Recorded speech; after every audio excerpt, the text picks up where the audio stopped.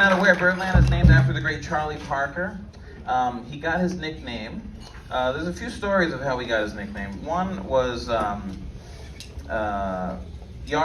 right? This term Yardbird. There's a story that he was on a bus on the way to a gig, and the bus hit a wild chicken crossing the road. And he asked the bus driver to pull over and grab the chicken so that they can cook it at the hotel at the gig. It was free-range organic chicken. He was very ahead of his time. And he was, yes, that did happen. That was a story. But the real story about Charlie Parker is that he was from Kansas City, but he was from not Kansas City proper. He lived on a farm outside the city. And he would come to jam sessions, and they would call him Yardbird. It was like slang for hick, right? So they're kind of dissing on this guy.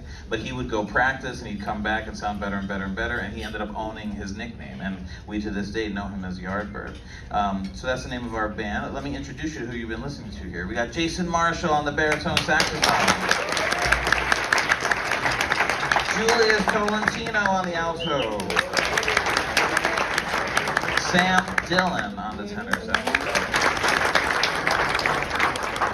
Philip Fletcher on the bass bone. You heard Ron Wilkins on the trombone. Willie Applewhite on the trombone. You heard John Lake on the trumpets. Brandon Lee on the trumpet.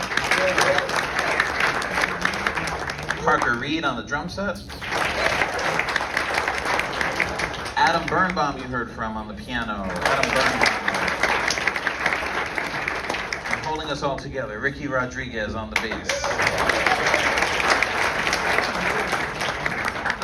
My name is David De Jesus. Thank you so much. And I got into Charlie Parker at a really young age. I was playing saxophone for about a year when I found out I had the same birthday as Charlie Parker.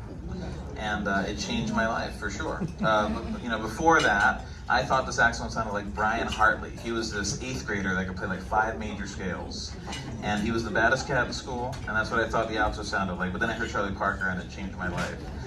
So we're gonna start off with some of his own compositions. That first one was called Anthropology, and we're gonna continue with one of his namesake. This is called Yardbird Suites. Here we go.